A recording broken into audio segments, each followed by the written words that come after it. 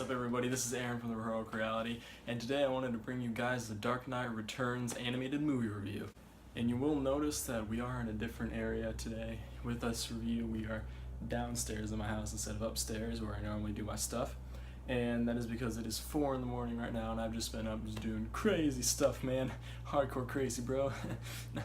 I've just been binge watching stuff on Netflix. I'm watching The Office for the 7th time. Oh my god. Why is my voice cracking? But anyways, now to what I want to talk about. So, last week we did the Killing Joke review. This week we're going to be doing the Dark Knight Returns review. And I wanted to do it how we normally do these videos with pros and cons. To start things off, we're going to go ahead and go with the pros. Now, for one of the main pros that I loved about this movie was the voice acting. Same thing with Killing Joke, excluding one character who I didn't really agree with, but I'll get into with the cons. But overall, the voice acting in this movie was phenomenal. The villains were portrayed perfectly. Well, Batman's voice acting, really, really good. I loved it. It's the dude who played Yang on Psych. I think it's Yang. No, it was Yin. It was Mr. Yin. He played Yin on Psych, for those of you who watch Psych. And then you had not Batgirl, Robin being voiced very, very well. Batman voiced well. Just essentially every character you can think of was voiced tremendously well. Sorry for my voice, a little quiet.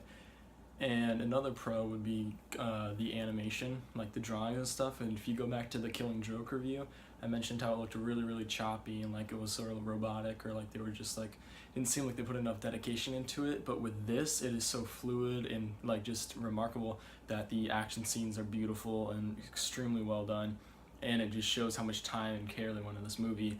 And the fact that this movie is also a two-parter shows it even more, because it showed that, well, obviously The Dark Knight Returns is a two-parter, but it showed that they didn't just like take both comics or both parts and just like mash it into one just to make a quick buck. They took the time and detail to fully flesh out each single part to make the movie that they know we wanted to see and make it as best as they possibly could with each part, and each part was done extremely well. My personal favorite being the second part, because that's when the Joker's introduced and that's when all the crazy stuff happens, while though in the first part some amazing stuff happens. But another pro would be there's a ton of moments that are just amazing moments that they're amazing in the comics too, but when it comes to seeing it, it's not live action, but seeing it up on the screen, it just gets you more and you feel it more, you feel the moment more. Like, for those of you, this is going to be a spoiler here, so tune out for about a minute or whatever, I don't know. I'll do like a big wavy thing when it's done. But there's the scene where he goes and talks to the general who is selling guns to the bad guys. And he talks to him and is like, what are you doing? You've like screwed up everything, your family, everybody, blah, blah, blah, and just says a bunch of stuff, and Batman just gets in his head. And the moment Batman leaves, you see they imply that the dude pulls a gun out, shoots himself in the head, and that moment right there is just insanely, and it's just insane. And in the comic, it's a really powerful moment, but just seeing it on the screen with the voices and the movement and just everything there that you don't get to feel, and when you're reading it, it just adds to that so much more. And for those of you who blocked out with the spoiler, there's that for you. And going into more, there's so many moments that are just amazing. When Joker's doing the live thingy on the talk show, the final fight scene, I guess you could say. Well, I guess every fight scene. Those are more scenes as opposed to moments, because there's amazing moments and then there's amazing scenes, and then you get the fight scenes that are amazing. Which, more spoilers. The fight scene with Batman and the pig dude, whose name I can't remember, but he's the main villain in the first part. Can't remember his name for some stupid reason. I can't do it. It's 4 in the morning. Bear with me. But there's that whole entire scene right there. Each of them. The one in the beginning where he introduces the Batmobile, or the Bat tank. It's really a tank. He introduces that entire scene. The scene with him and Robin in the tank where he's all hurt. And then the final scene where they're fighting in the mud. And just like the scene with Joker in the end where they're at the amusement park. It's just all of these scenes, they're just so masterfully well done. I mean, it comes from an amazing comic, a truly amazing comic. And they brought it up, and whereas the Killing Joke sort of lacked in a lot of areas where it came to like bringing in specific, there were scenes from the Killing Joke that were amazing that they did well with, but bringing in full like moments where they're bringing in full scenes, they didn't really do very well, and then they'd be all choppy and everything. But with this movie, it's just beautiful and so masterfully well done that you you just feel so entrenched in it. Here you go, spoiler people. You just feel so like delved into it. Like you feel it more. Like I read the comics and I was like, wow, this is pretty intense. But then seeing it more, and the score for this movie is another amazing score. These DC movies, animated movies, live action tend to just have brilliant scores, and same with Marvels, but they tend to just have brilliant scores, and this does not let up at all. This score is amazing, and it makes it so much more impactful with every single scene. You feel the action, you don't just see it, you don't just hear it, you feel it, and it's amazing. There's a lot of pros for this movie, there's tons of pros. It's an amazing movie. It's an amazing movie. I highly recommend you watch it. If it's too long, it's like 2 hours and 20 minutes or so. It's just like a normal Batman movie that we normally get. And if that's too much for you, like too long, I can understand that. It's a long time. People have jobs, people have stuff. I sit around and watch Netflix all day and play video games. I'm not very active. I mean, I'm active, not really. But I can understand that, but that's the beauty of it. It comes in 2 parts. The first part stands on its own completely fine. It's an amazing movie.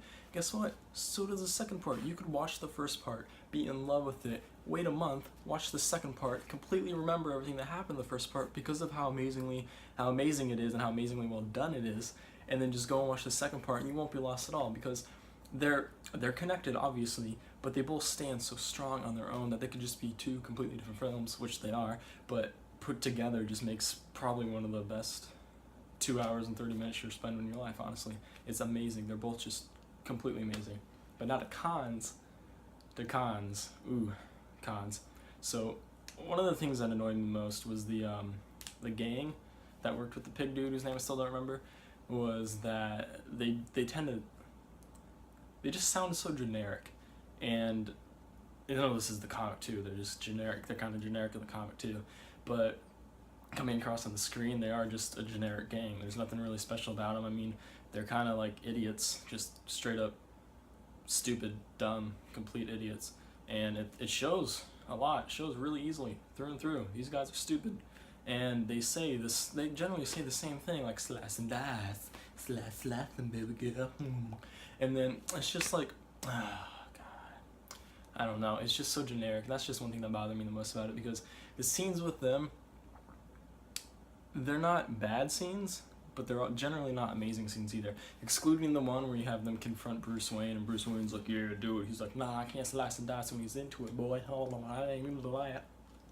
But other than that, I mean, just like, there's like few scenes. The ones that feature Batman are great scenes, obviously, but just the ones where just generic, like just, slice and dice, baby girl, are just weird. Not weird, that was a bad choice. What I did was weird. They're just generic. That's all I can say. They're just generic. But, okay, into another con, it would have to be the Joker. Not necessarily what he does. What he does is amazing. He looks great. He looks amazing. Everything he does is super cool. And his voice is my main con here, because while I think it fits the Joker that we are seeing, because it's not normally like, it's not like a Heath Ledger Joker, it's not a Jack Nicholson Joker, it's not really the Mark Hamill Joker that we see and all the things he portrays him as. It's a different Joker than we've seen before, but while the voice, it fits, it's weird. It's an awkward voice. It's really uncomfortable when you first hear him speak, because you're just not expecting it. You're not expecting to hear what you're about to hear, unless you've already known what the dude sounds like. You've heard stuff, you're just not expecting it. And it comes out of nowhere. You're just like, whoa, what the? But as the movie goes on, you can sort of like ease into it more. It's not an amazing voice acting for Joker. It's okay, it's decent, but you just like ease into it, and you're just like, oh, okay, yeah, that's the Joker.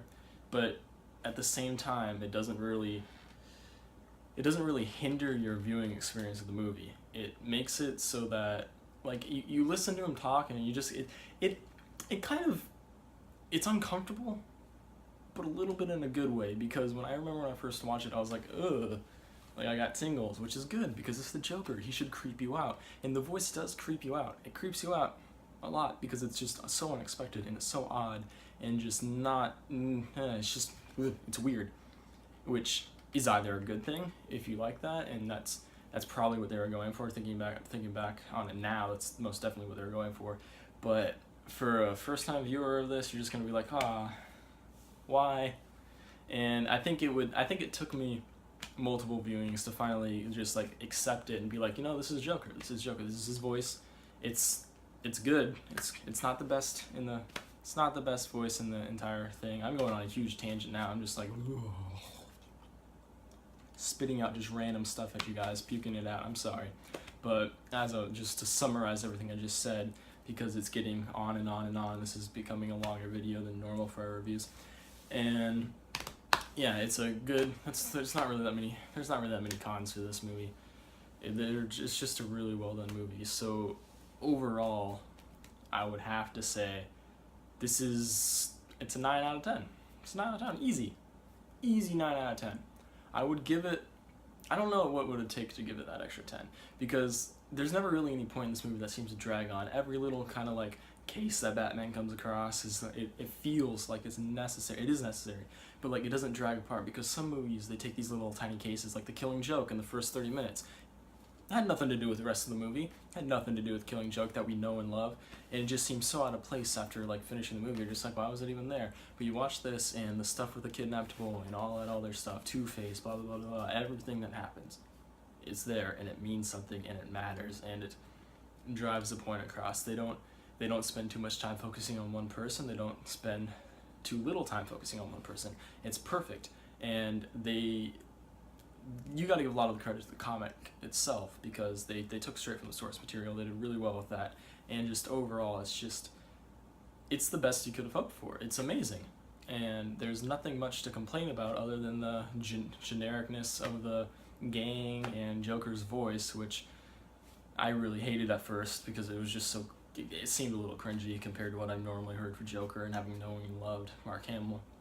But overall, this is a 9 out of 10 movie. It's a great movie. I highly recommend everyone sees it. I've seen it probably 7 times, dude. I watch a lot of stuff. Oh my lord, I have a lot of time. But that being said, no, that's it. Alright. Thank you everybody for watching this video. If you enjoyed it and were able to get through me at this 4 a.m. rambling of me trying to get this review out. I'm not even trying to get it out. I just really enjoy making these videos, and I actually really enjoyed doing this one too. This is really fun. I like reviewing stuff. I got the Batman swag on. Look, my dad's baseball and hockey stuff. It's so cool. But like, yeah, if you guys enjoyed the video, give it a thumbs up. If you want more 4 a.m. reviews, because I'm really tired right now. I'm sort of just rambling on because a lot of stuff is going through my head. There's flowers on that chair over there. And if you guys just want more of these kind of videos, then go ahead and say something in the comments. Tweet at us at The Heroic Reality, or me at Aaron Era. That's on Twitter at Aaron, which is AAREN, and then AARE. Dude, that's my Twitter, bro. I'll put these links in the description, fam. But like, yeah, you know, if you like these videos, give it a thumbs up. If you want more, go ahead and email us. Do whatever you want. Contact us. Comment. Maybe even shit talk us. I don't know. I might come back at you with some legit. That's an iDubbbz reference. Some legit comebacks. I probably won't. I'm not good at comebacks. This is really going on a long tangent now. Oh god. I'm sorry guys. I'm tired. But yeah, great movie. Wonderful. If you like this video, give it a thumbs up. That's a custom Grow 420 reference. And if you haven't subscribed already, and you love our videos, and you want more videos, go ahead and subscribe. We love you all. Share this video to all your friends. I literally don't care if you share or not. Just enjoy the video. That's all I care about. Enjoy the videos. If you don't enjoy it, tell me. Kick me off the side. Be like, Aaron, your content fucking sucks. And I'll be like, dude, okay, I understand. I'm gonna fix that. Alright? I love you guys. And peace out before I ramble for 20 more minutes. Quick thing before I finish this video, which I forgot to say, that I'm planning on doing a bunch of stuff with movie reviews later on, and I have a huge series of videos I wanted to do, mainly following Batman, because he's my pride and joy and I love him. And I wanted to do it from live actions, from the beginning. That was really weak. From the beginning of Adam West all the way up until Batman vs. Superman, which I already did a review for on one of my older channels. A Heron. I think it's in our related channels. I don't know. But yeah. And then possibly the X-Men movies. I don't know. I know for a fact I really want to do Batman. It's going to be a really, really long one. It'll be awesome. I'll be putting this video... What am I talking about now? Anyways, thank you guys for watching. Peace out.